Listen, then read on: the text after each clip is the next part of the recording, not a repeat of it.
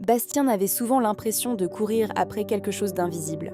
En classe, il essayait d'écouter, vraiment. Mais son attention glissait sans qu'il le veuille. Une chaise qui grince, une pensée qui surgit, et le voilà déjà ailleurs.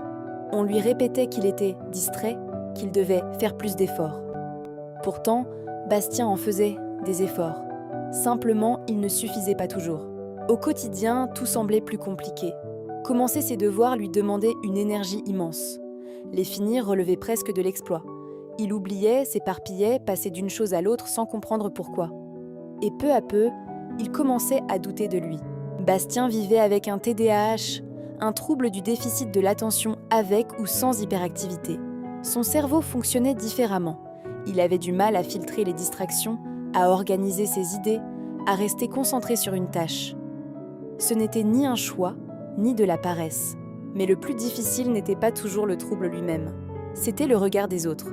Les soupirs, les jugements rapides, les phrases qui blessent sans qu'on s'en rende compte. Comme si tout cela était simple, comme si Bastien n'essayait pas déjà assez.